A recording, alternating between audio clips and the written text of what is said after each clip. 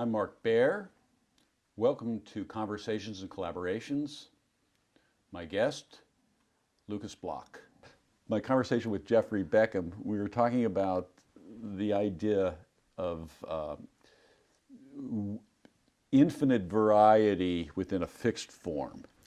I'm just trying to delve into a very simple form to find a very complex outcome, I suppose is the word. I am married to a classical pianist, and I love music. I'm very much moved by music. I don't have a formal art education except that I've been painting for 30 or 40 years now. So living in a community like this, there's not a lot of people who think and paint the way I do necessarily. So all my discussions are sitting in my studio.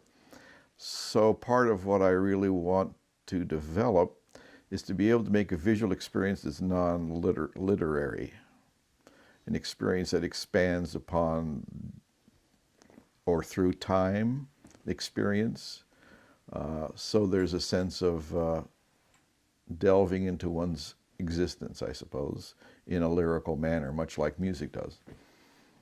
Just for some definitions, I would describe your work as being related to color field.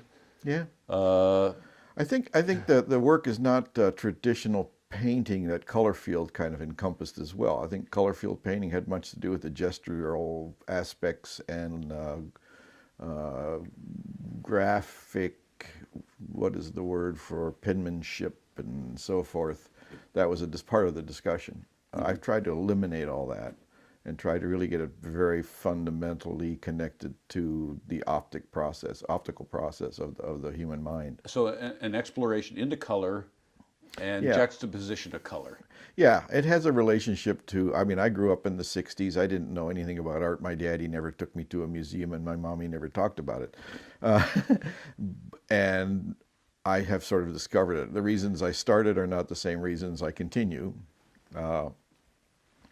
And the minimal aspect of what I do has some connection probably to my heritage in terms of, I didn't study Dutch thinking in the 1950s, but I was exposed to it constantly.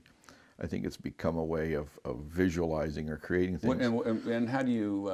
Well, from the style, minimalist architecture being built after World War II. You know, I lived in Rotterdam, had been bombed to smithereens, and new buildings were going up, and there was a modernist consciousness that was going on. I think there was a sense of still left over from the style, the furniture movement and so forth. And Pete Mondrian was not someone I knew, but I think he comes out of that whole transition as well.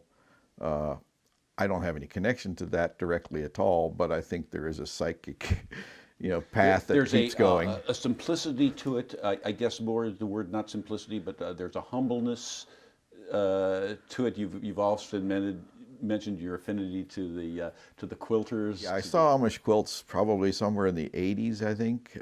I was working in very minimal, almost monochromatic form at that time, and when I saw those quilts, I think it was Esprit had a collection of them, and I think there was a book by, it doesn't matter, Robert Hughes about Amish quilts, and neither one was direct, but the power of those quilts was wonderful, and they were so simplistic that I sort of made a transition from sort of a grid quality to my paintings to taking a small section of the grid quality and expanding that out and realizing the power of the color in larger segments than what had been going on previously. So let's get back to our original question, but let's just throw in the word faith, because you've stuck with the basics of your work have been the same. Pretty much. But within that world, you've committed. Yeah. And and I don't think you've really doubted. You've never, in all the time I've known you, I've never heard doubt from you. Well, I think, yeah. I mean, not doubt in Jesus. Yeah. This is crazy to be an artist, but doubt in what I do as an artist. Yeah, there's probably no doubt in the regard to as close as you can get with that. I mean, you have to have doubt, and there are certainly many days when I wish I could take a brush and just nicely gesture paint and let myself explore my dance and the feel of that. But I think I'm basically illiterate in painting, and so I've tried to control it. Purposely. Well, I think initially it was not on purpose. I think Yes. as time progressed, I said, well, if I'm going to be stupid, I'm going to be the best stupid I can get. If I'm going to be illiterate, I'm going to be as whatever. I accepted my limitation and said, okay, within that framework, how can I explore this? Because I think I came to the realization that most of my life being an immigrant, coming from various cultures and trying to adjust and constantly spending time trying to be what the other people were like, which is part of that immigration process where you want to sort of blend in and you want to know what the game is, so to speak. Like if you move from Holland, you've got to go from dancing with wooden shoes to playing basketball, baseball, all the games, they all change. All the language changes, all the cultural priorities change. And I spent most of my younger years trying to become an American, trying to become a Canadian, a Torontonian, trying to become a Dutchman, and realizing finally that I couldn't, because I was all of those things within small pieces put together. And so language was always limited, cultural messages were always limited, cultural connection was always limited. So I chose painting, or I became a painter. Your painting chose you. Because it was my world. Yeah. I could make it mine. There was no one else to tell me how I should paint or what I should paint or how it should be. And so that was very limiting in many ways, but it was a safe place, and it was a safe place for me to begin to grow. And I've held on to the forms because I haven't felt that I've run out. I mean, there are things I still feel that the painting should be, or I want them to become. And I still find the form is not the issue. It's the quality of the relationships in that form, and the powers of color and the powers of the human ability to perceive color offers me enough of a playground where I can work in that. So let's start with color. When did you realize you had that affinity for it? Yeah. You know, I started working with lines and grids, as I mentioned earlier, and I would put a nice little red on the edge of a little faded blue line, and it would go on, and all of a sudden the way I had to do that was to mask off the whole painting, leaving a 32nd of an inch to put that little red line on the edge, or maybe it was an orange line, whatever it was. Then I pulled off all the tape, and those colors were not what I had put on the canvas. So I realized that color was not real. It was all illusion or self or subjective, basically, and in relationship to other colors. And in that, I think there was a game and a pleasure and delight to realize that seeing and reality are subjective. I mean, I think that's philosophically something that I'd been experiencing all along, that there was no real center in any one place. There was no religion, there was no culture, there was no place that I could say was static.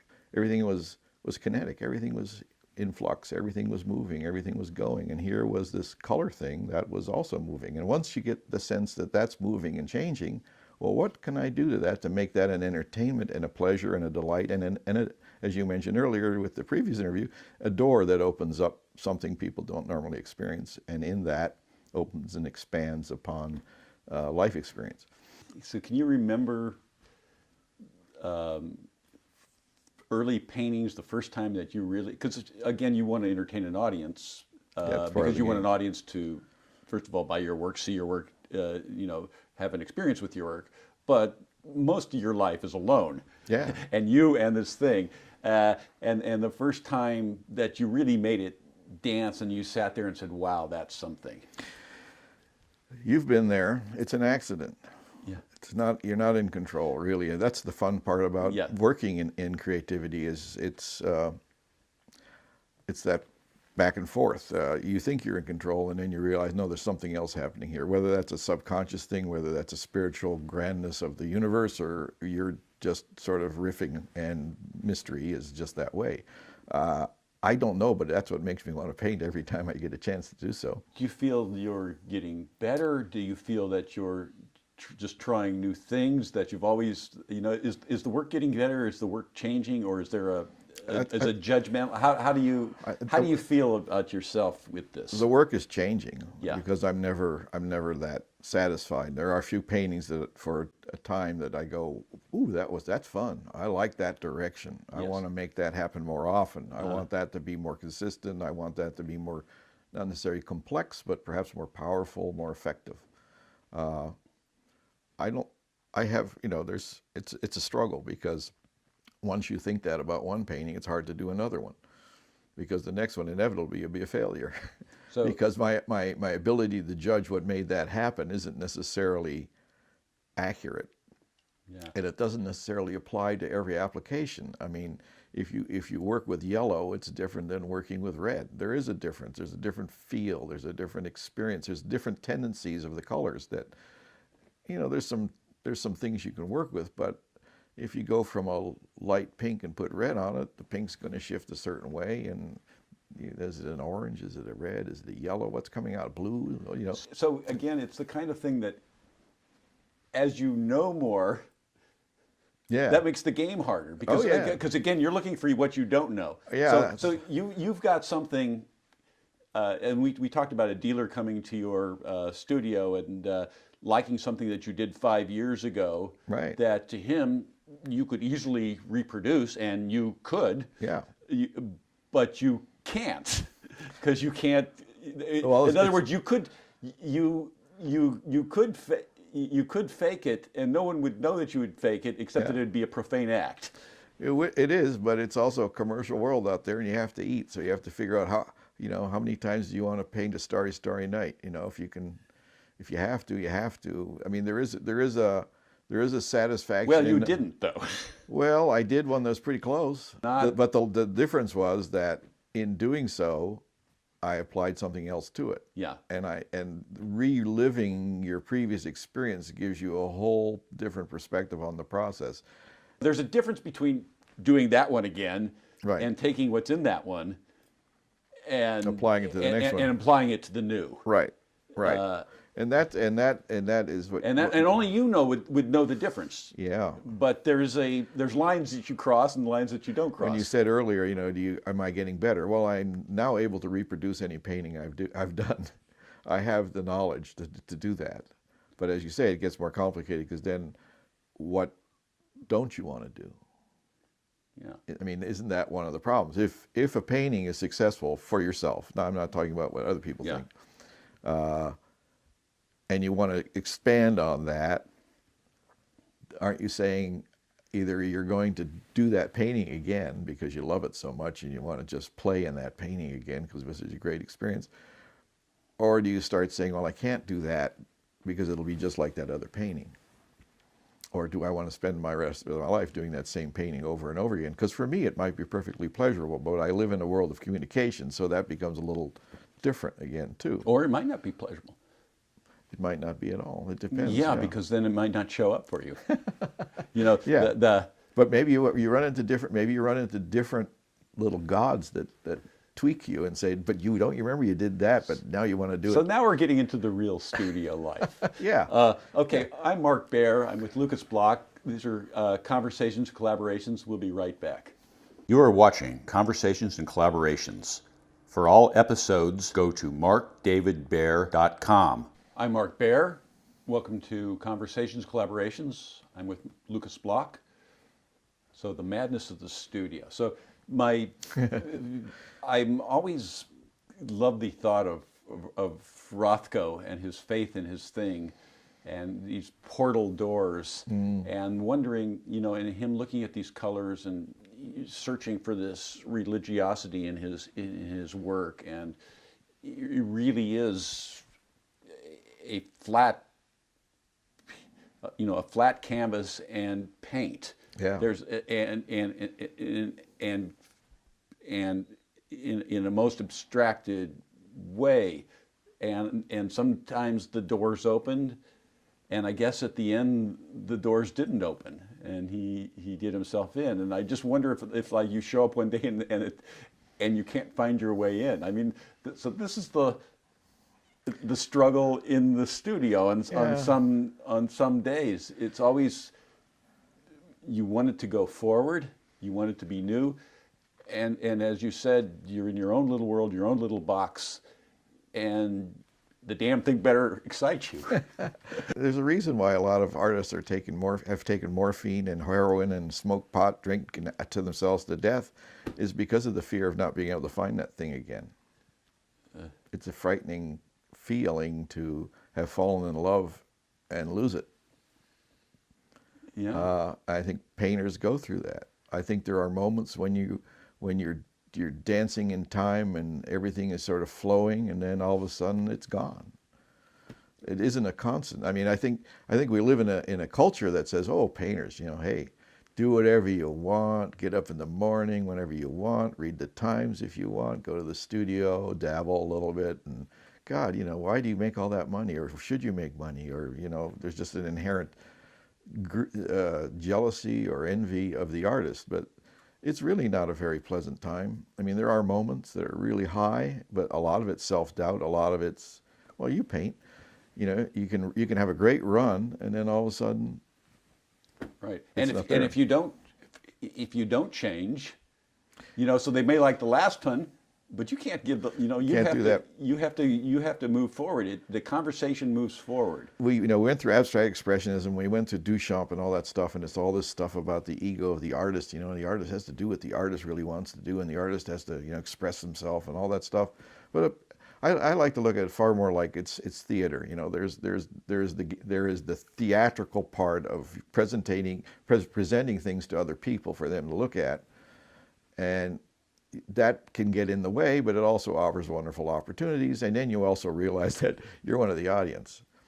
This painting, really, my paintings are not me. They're not mine. I don't own them. They're collection of time, a mood, opportunity, a hot day, cold. There's all kinds of stuff. They're meant to be seen. They're meant to be seen, but they're also not.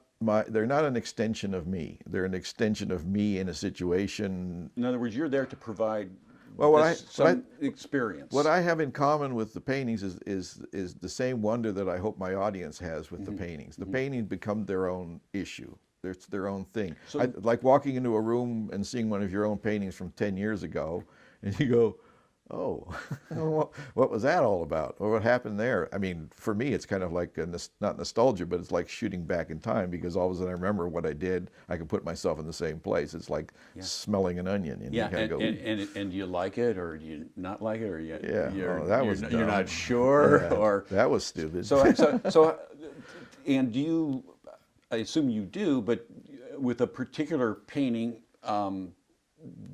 do you know you like it, or do you live with it for a while to know you like it, or do you like something and then you don't like it? I mean, how does the romance go with the new piece? It has changed over time. As you said, I know more than I used to, so there's a little bit more self-critique involved rather than delight at times.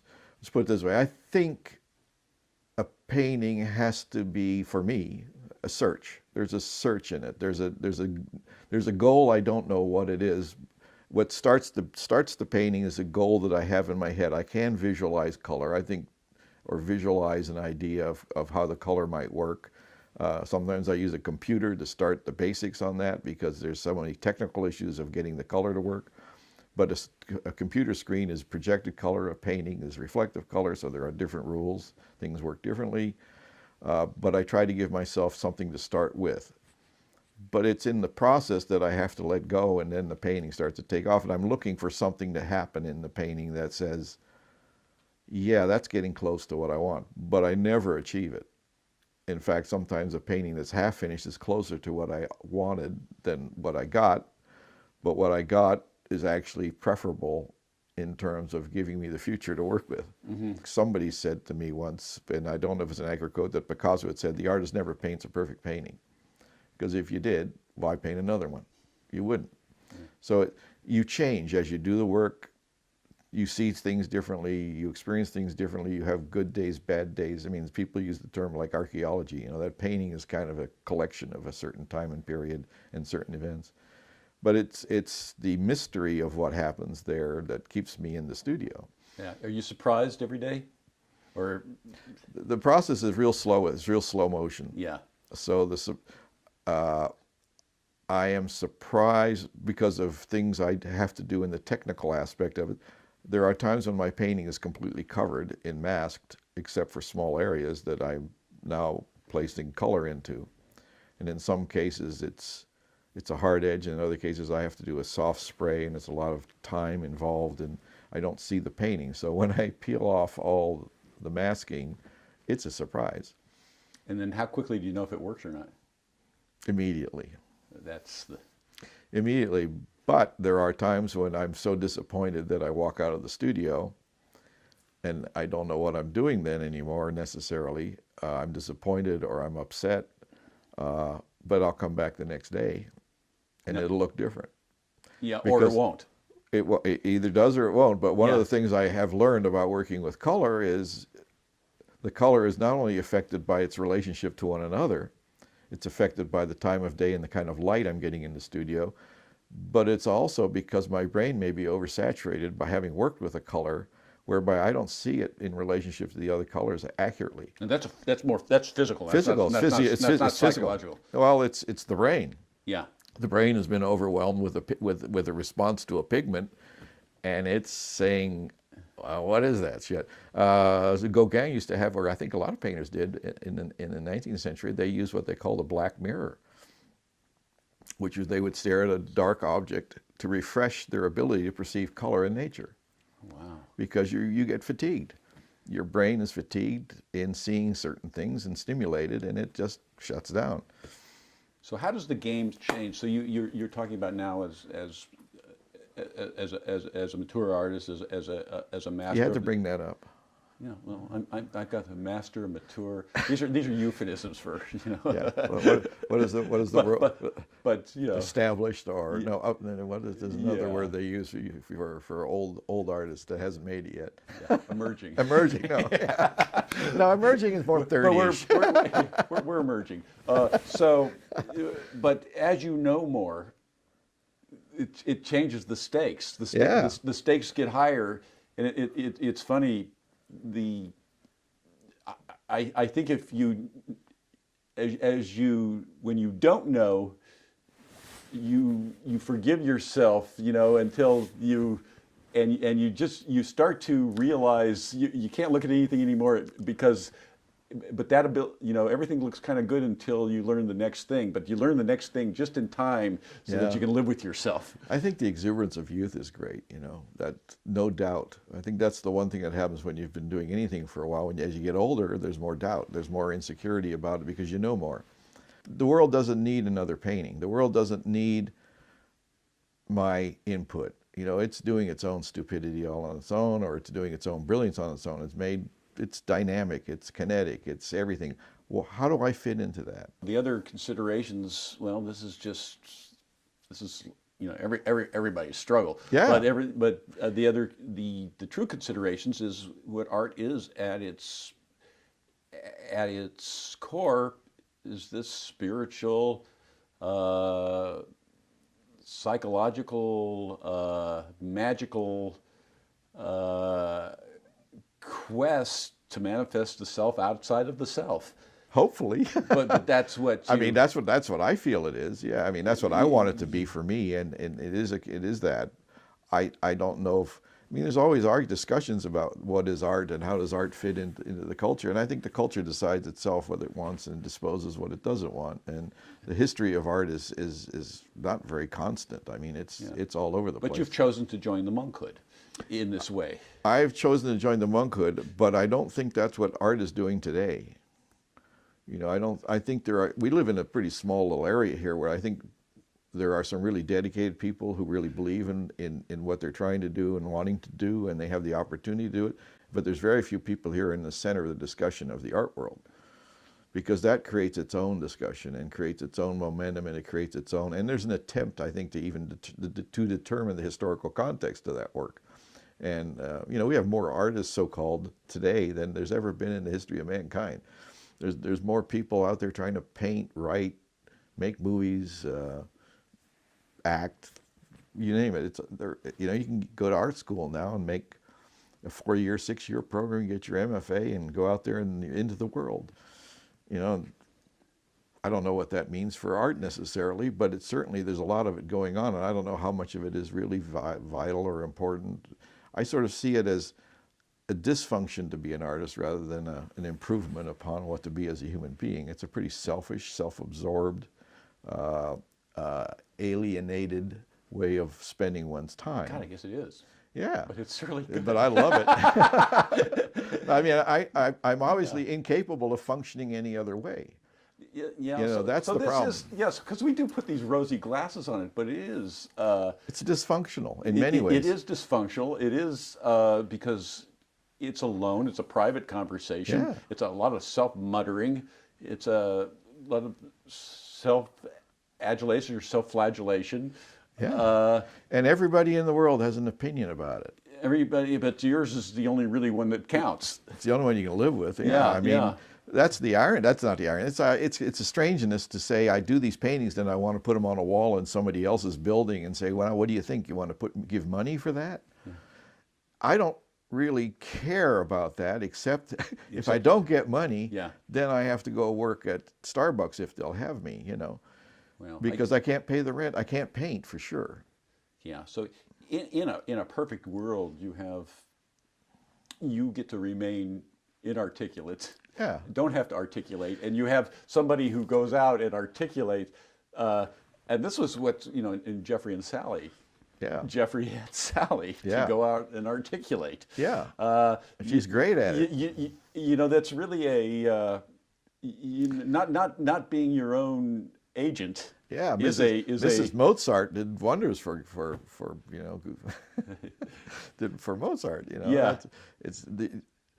I mean, those are different parts of the thing. I think the only one that's a great exception is, of course, Picasso. He was a great promoter of himself. He did a great job. But he always in the most, he had genius about that.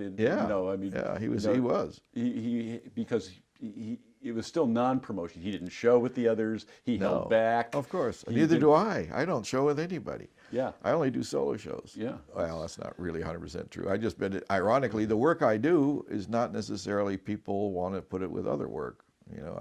There's the Carmel Art Association that lets me be a member, and I put my work in there, and it's like, I'm not sure if that's where it's supposed to be, but I do that because it's a community thing. It's like I'm part of it. I much more enjoy putting a whole exhibit together of my work than showing with other artists. Again, it's an extension of that me world, but also I see the work connects better when it really plugs in. Yeah. Yeah, it doesn't. Yeah, it's its own conversation. Right. And when it gets placed in Rothko is like that too. I mean, he kind of said, I have to show this work the way it needs to be seen. That's one of the things I have problems with is, of course, my people keep relating my work to a Rothko-esque kind of concept, but that's not really what I mean to do, and it's certainly not something that I'm aiming to do either. But because of the minimalist nature of it and color nature of it, that's oftentimes part of the discussion. This is Mark Baer, Conversations and Collaborations with Lucas Blok. We'll be right back. I hope you've enjoyed this episode of Conversations and Collaborations. For all episodes, go to markdavidbaer.com. See it now. Don't wait.